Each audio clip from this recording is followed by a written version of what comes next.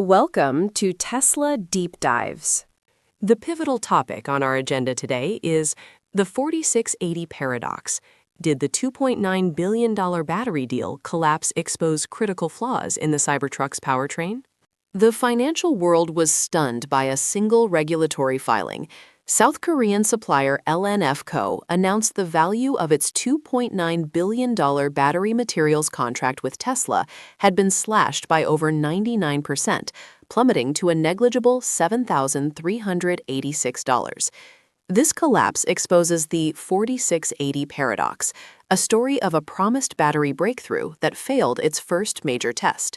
The core question is this: did this massive supply chain failure expose critical, foundational flaws in the Cybertruck's powertrain strategy, or is it merely a temporary, high-cost casualty of an aggressive innovation timeline? To understand the gravity of the collapse, we must recall the vision laid out at Tesla's 2020 Battery Day. The 4680 cell, named for its 46mm diameter and 80mm height, was touted by Elon Musk as the holy grail of EV technology, promising a 56% reduction in battery cost per kilowatt-hour, a 16% increase in range, and the enablement of a 500-plus mile range Cybertruck and the long-promised $25,000 mass-market EV.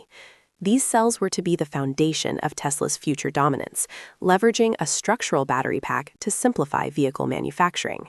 The failed deal centered on high-nickel cathode materials, the heart of a high-energy density battery. The contract, signed by LNF Co. in early 2023, was for supplies running from January 2024 through December 2025. LNF attributed the near-total cancellation to a change in supply quantity. Analysts immediately interpreted the 99.9997% reduction as a direct signal. Tesla did not need the high-volume materials because its 4680 production ramp, which was almost exclusively for the Cybertruck, had been throttled back severely.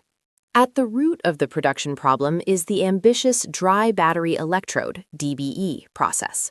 The DBE process, acquired via Maxwell Technologies, was intended to drastically cut costs and manufacturing footprint by eliminating the expensive, energy-intensive solvent drying stage. However, scaling the cathode side proved way harder than anticipated, as Elon Musk admitted at the 2025 Investor Day. This difficulty led to production bottlenecks, high scrap rates, reportedly as high as 70–80% for dry cathodes in previous periods, and equipment breakdowns that required up to 45 days for repair, severely hampering the planned ramp. The technical failure was compounded by a commercial one. The Cybertruck is the only Tesla vehicle currently using the in-house 4680 cell.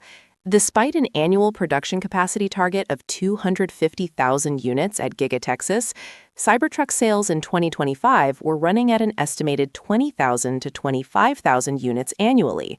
This demand shortfall led to desperate measures, including 0% APR financing and the discontinuation of the cheapest variant. The production model's maximum range of 340 miles also fell significantly short of the promised 500-plus miles, directly undercutting the 4680's value proposition for the heavy truck. Financial analysts overwhelmingly view the LNF contract collapse as a major setback. Cho Hyun-rul, a senior analyst at Samsung Securities, stated the contract reduction reflects issues with production yields and a slowdown in overall EV demand growth. Skeptics argue the event confirms the 4680 program's catastrophic failure to scale, citing that the cells, as delivered, held less energy and charged more slowly than the older 2170 cells, with some industry analysts calling the 4680 the main reason the Cybertruck failed miserably. The news caused Tesla stock, TSLA, to fall by 3.27% on the day of the public disclosure. Conversely, the bullish narrative insists the collapse is a temporary scaling adjustment, not a defeat. While admitting the DBE process was hard, Elon Musk maintained that it does look like it's going to be successful and will eventually provide a cost advantage. Proponents point to Giga Texas achieving a run rate capable of producing enough 4680 cells for over 1,000 Cybertrucks per week in early 2024, proving Tesla can manufacture them at volume, though the yield rate remains the challenge. Furthermore, Tesla is pivoting the 4680's long-term fate to the Cybercab and Optimus robot programs, suggesting the technology's application is merely delayed, not dead. Recent data also suggests the Cybercell, Gen 2 4680, is exhibiting better capacity retention compared to older Tesla batteries. The 4680 paradox is resolved by synthesizing the technical struggle with the market mismatch. The critical flaw was not a complete technical impossibility, but a profound miscalculation in the time to scale the dry cathode technology to meet the Cybertruck's high-volume schedule. The Cybertruck's powertrain, tethered to the unready 4680, therefore failed commercially by delivering lower range at a higher cost than initially promised.